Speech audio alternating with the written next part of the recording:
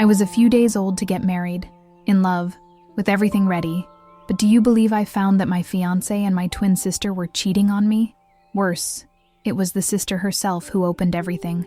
Without even realizing it, we were in the store, adjusting my wedding dress. Since she has the body just like mine, I asked her to try the dress so that the adjustments were perfect. While she was in the dressing room, she left her cell phone on the bench. And there was the beginning of the end, a message that burned in my eyes. I dream about you in this dress, but just to take it later. And guess who had sent? My fiancé. For a second I thought it was some kind of joke, or that I had understood it wrong, but my blood boiled.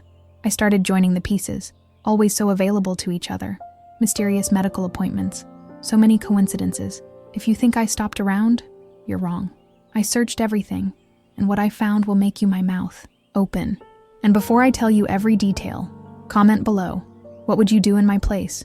And you subscribe to the channel, because this story is just beginning. My wedding was being planned for months. It was my private fairy tale, closed buffet, chosen band, dream dress, every detail thought of love. I could only imagine the moment of entering the church, dressed in white, with all the eyes turned to me, and of course his, the man I believed. I loved me. My twin sister has always been with me. From an early age, I didn't exist without her. It was my confidant, my shadow. When she offered to help me with everything, I accepted, my eyes closed. After all, who better than her to live every second of this dream with me? But in the middle of the preparations, some details began to bother me. Conveys at the foot of the ear, time-consuming. She always offered to solve everything that involved him. When he couldn't come, she managed to represent him. And I, silly, thought it was pure sister zeal. Today I realize my heart already smelled the betrayal. Only my head insisted on ignoring. And it was only in that Tasher, with that damn message on her cell phone screen, that the shock hit me like a slap. That afternoon seemed to be just another chapter of my fairy tale. Final dress test. I wanted everything to be perfect, fair, shaped, to my body. But as I was nervous and sweating, the seamstress suggested that someone with my biotype help with adjustments. It was automatic. I looked at my sister and said, "Where's you? Your body is just like mine. It will be easier to adjust." She smiled with that air of those who love to be the center of attention, and didn't hesitate. Understand with an enthusiasm that today sounds disgusting. As she changed, I sat for some water. That's when I noticed her cell phone dropped on the bench, unlocked, with popcorn notifications. Curious, I stretched the look. A notification caught my attention immediately. It was a message from my fiancé, and it was not a simple message. It was a blatant, dirty, provocative invitation. At that moment, a heat climbed through my body. The dress that minutes before was a symbol of love. Now it seemed an instrument of humiliation. My blood started to boil, and that was just the beginning. My eyes stuck to that notification as if the world had stopped. His name right there, stamped on the screen, and the message was a punch in the stomach. "I dream about you in this dress, but just to take it later." I read and reread. It was his number, his picture, the same one I saw every day with so much love. My hands sweated. My heart looked like a drum inside my chest.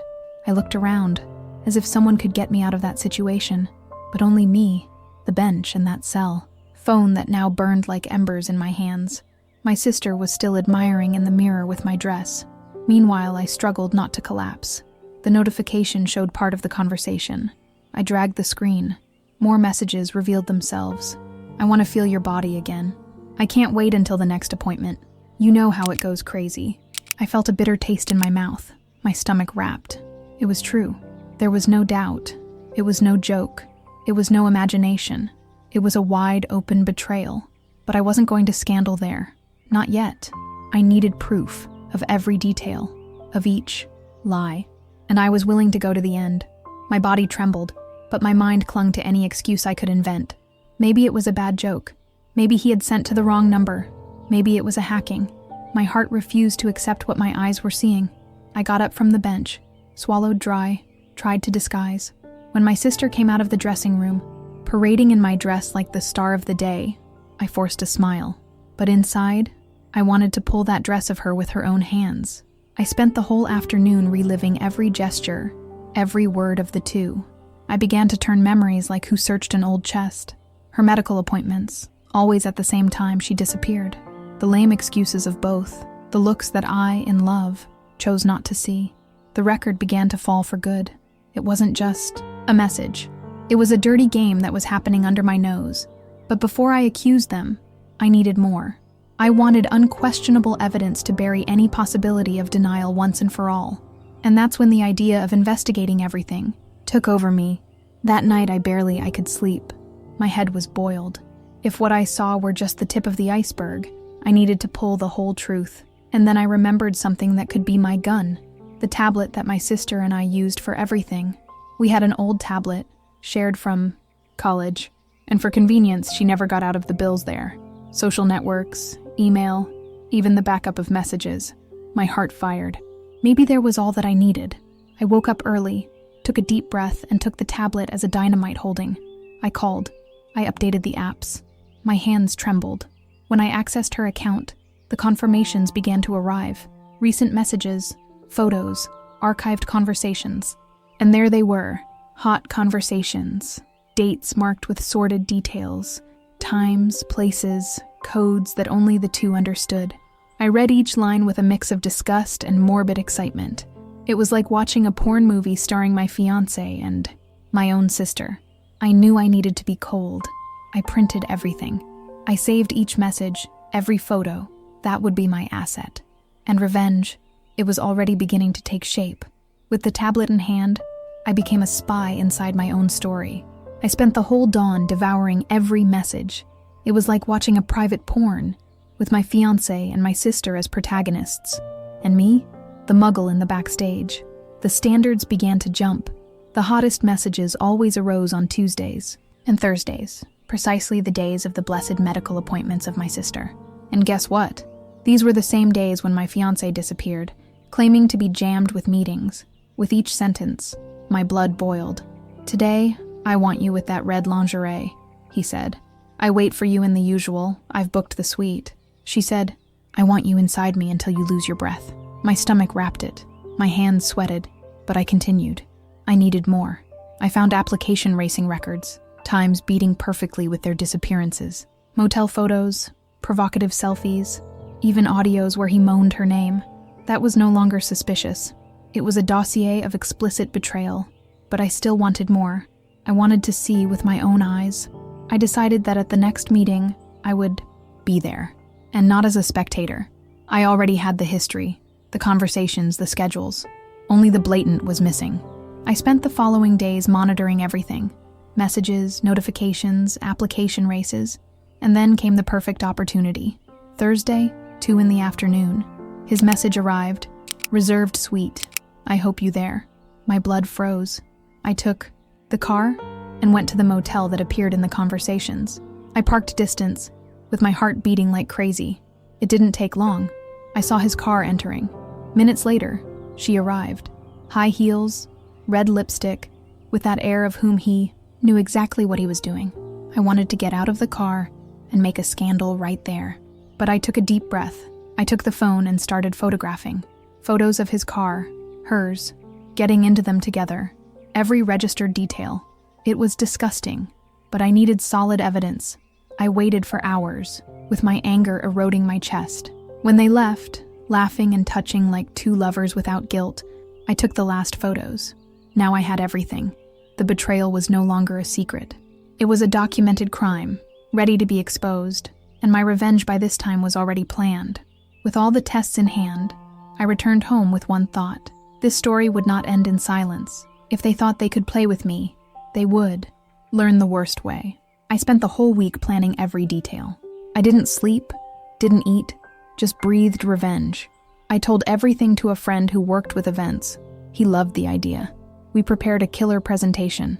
Photos, prints, audios, all mounted as a betrayal dossier. And the icing on the cake? The video would be shown on the party screen, right at the time of the toast. No one would leave that party without knowing the truth. On the big day, I woke up early. I looked in the mirror and saw another woman. It was no longer the bride in love. She was a wounded woman, but determined. I put on the dress with an almost sadistic taste. That would not be a marriage. It would be the crime scene. Every step I took was calculated. I smiled at everyone, as if nothing is happening. My sister, dazzling as always, didn't even suspect.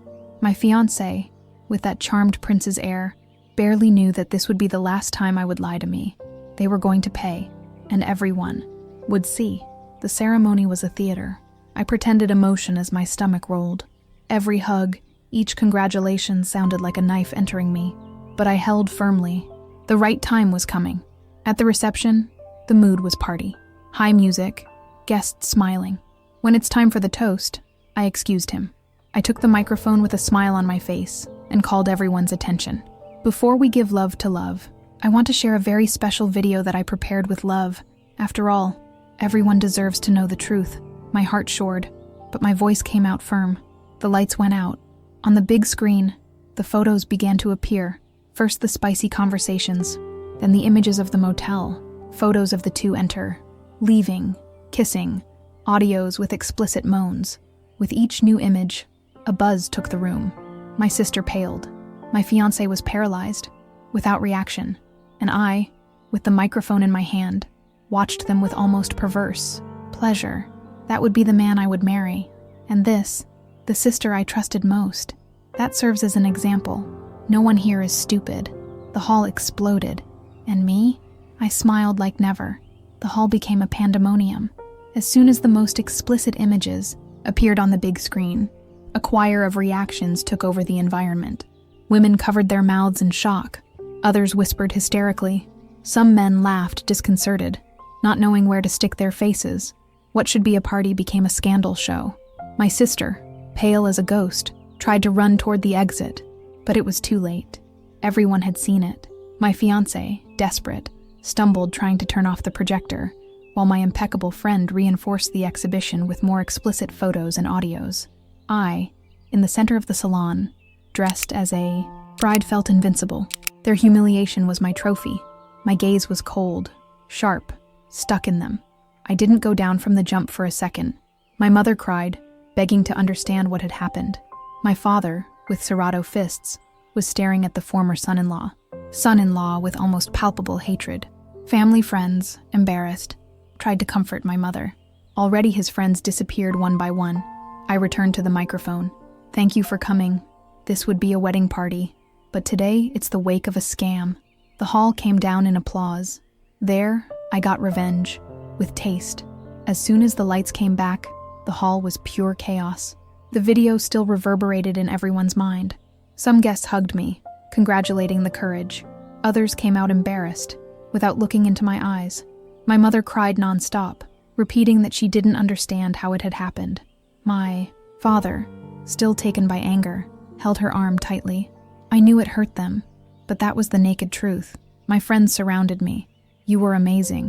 What you did, few would have courage. He deserved every second. I received these compliments as an injection of strength. Yes, I had been amazing. It had returned every twist. My sister disappeared from the hall. He hurried out, ashamed, while some aunts stared at her with contempt. My poorly tried to explain to the few friends left, but no one wanted to hear. I looked at all that and took a deep breath. I had done what I needed. It was not going to erase the pain, but I returned my dignity. With one last look at the hall, I took my bag and left, head on. I still had more plans to end this story. The next morning, I woke up with a lightness I hadn't felt for months. Revenge had been served, but I still needed to end it for good. It was not going to leave any doubt to anyone. The wedding would be officially and publicly canceled. I took the phone and called the ceremonialist. You can cancel everything. The wedding is officially annulled, and I want everyone to know why. If they ask, tell the truth. Across the line, an embarrassing silence. After a few seconds, she replied, "You were very brave.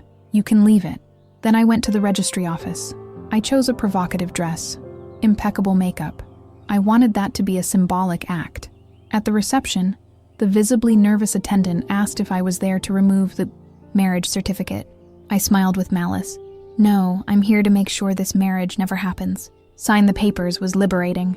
Each signature sounded like a scream of freedom. On the way out, I crossed with some guests still shocked by what had happened. I smiled. I greeted everyone with a look of those who won. My ex-fiancé called nonstop. My sister? Missing. Now, officially single, I was ready to start over. and no one would shut up anymore. It didn't take long. On the same day, the exhibition videos started popping up on the networks. Someone had recorded everything from various angles. It was impossible to contain. In a few hours, my name and the story were in WhatsApp groups, gossip profiles, neighborhood pages, the images of the big screen, the audios, their faces in shock, viralized. My messaging box became a warfield, hundreds of messages coming, friends supporting me, women I didn't even know by saying that I had been the voice of many. You were a goddess. Thank you for showing that a woman is not muggle. I read everything with a smile from those who knew I had turned the game. My mother, poor thing, was devastated. He had to get away from the networks, could not stand to read the comments. My father went straight. You have my pride. Few would have that courage. These words gave me even more strength. My sister became a ghost, blocked in everything, avoided, even by relatives who once flattered her.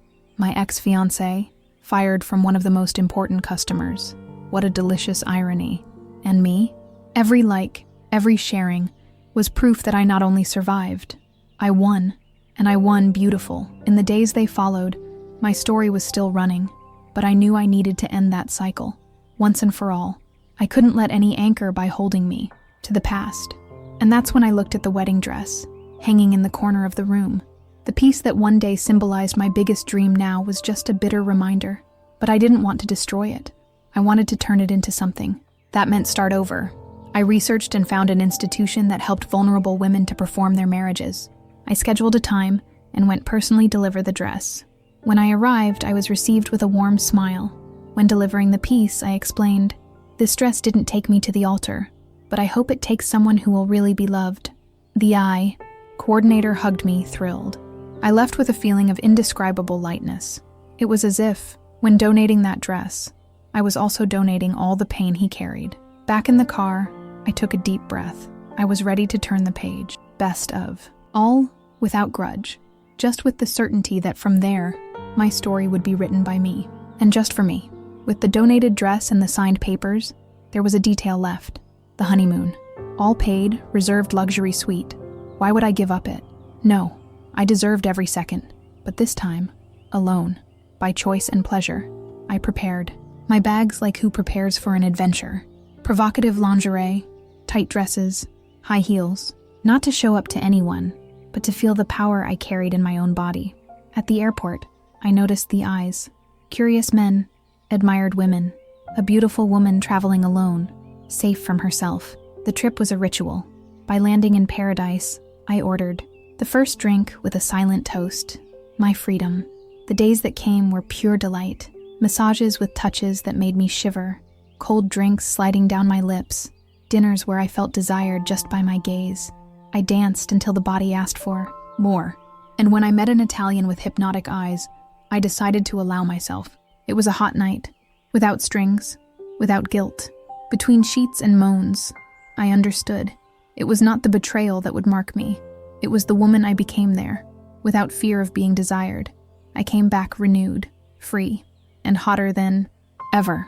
When I came back from the lighter and stronger trip, I took time to think of everything I had lived. That betrayal could have destroyed me, but it did not destroy.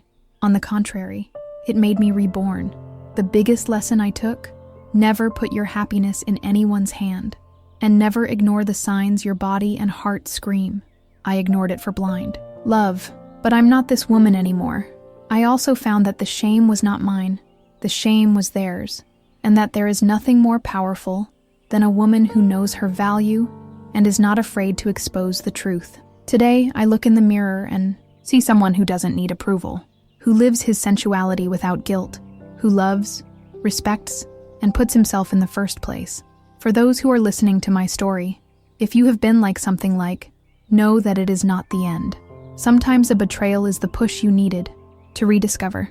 And I can guarantee, the woman you meet again is even more hot and powerful.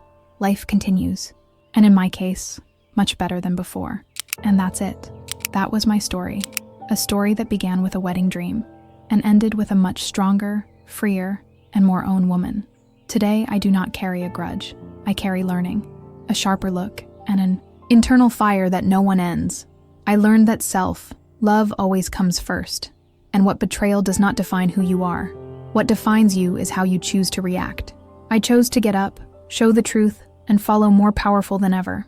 And I want you, who is there on the other side, know that you can. If someone betrays you, don't hide. Value yourself, reduces, and come back even more amazing. Now tell me, if you were in my place, what would you have done? Had it exposed everything like me? Or would it have followed another way? I really want to know. Write in the comments.